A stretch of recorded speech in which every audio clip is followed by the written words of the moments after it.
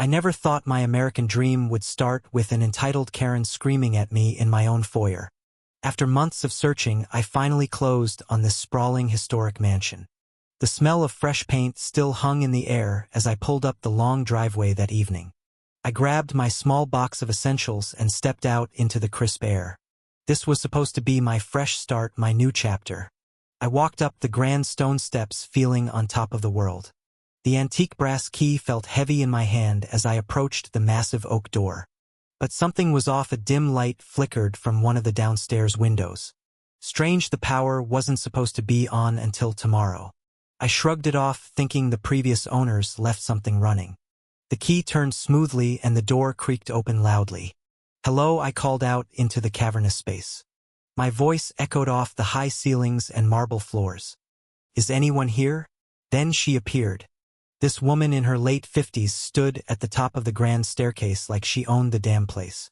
She wore a perfectly pressed pastel twin set that screamed country club.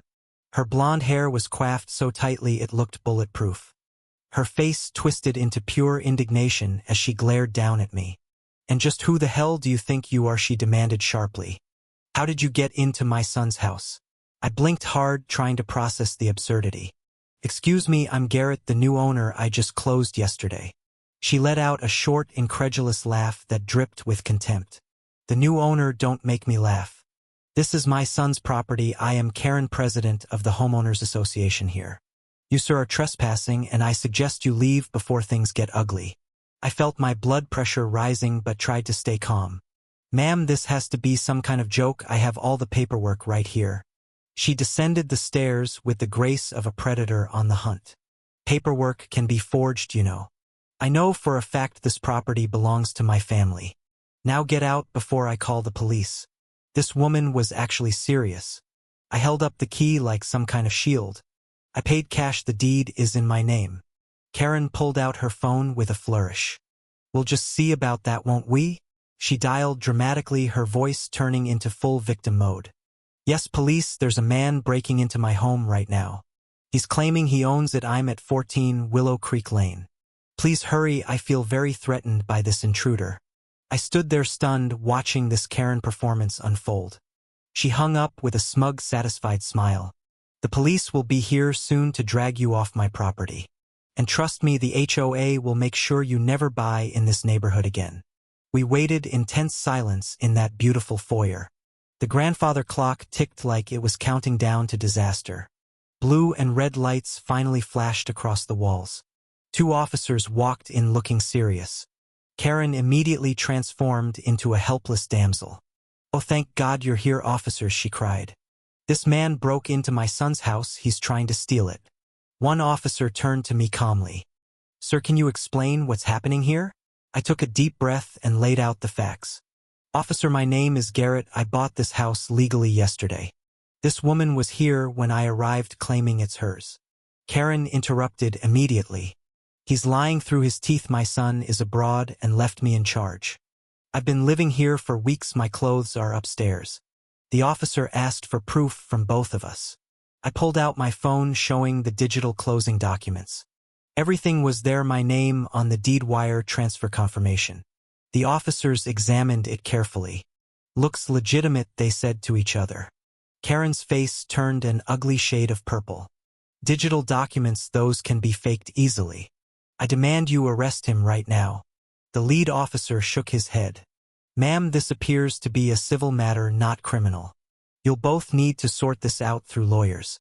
Karen lost it completely. "This is unacceptable. This is my home." The police left after giving us the standard advice. Karen stormed up the stairs, hissing threats. "This isn't over. You haven't heard the last of me." The next few days became an absolute legal nightmare. Her lawyers filed an emergency injunction to kick me out. They claimed I had somehow fraudulently acquired the property. My own lawyer was baffled because my purchase was completely clean. We ended up in emergency court. Karen sat there looking smug, surrounded by expensive attorneys. She presented some will, supposedly leaving everything to her son. My heart sank for a moment, thinking I might have been scammed.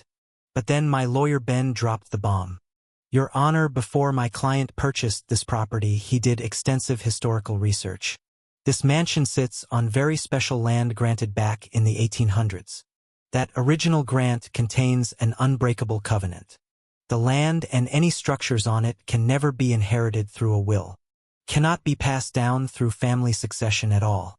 Upon the owner's death, without a direct sale, the property must revert to the state. Can only be transferred by direct sale period. The courtroom went dead silent. Ben continued with confidence. The previous owner knew this rule very well. That's why he arranged a proper sale through a reputable estate firm. The will Karen is waving around is completely irrelevant. My client's purchase is the only legally valid way to transfer this property. Karen's face drained of all color. Her expensive lawyers started frantically flipping through papers. They knew they were finished. The judge studied the ancient document carefully. In light of this evidence, the plaintiff's claim has no merit. The injunction is denied. The property belongs to Mr. Garrett. The gavel slammed down like sweet justice. I felt pure satisfaction watching Karen's world crumble. Her little kingdom of HOA power and entitlement had collapsed. All her bullying and fake authority meant nothing against the law. As we left the courtroom, she looked small and defeated. Her reign as the neighborhood tyrant was over.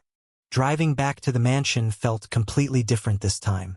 No strange lights, no angry woman waiting to attack me.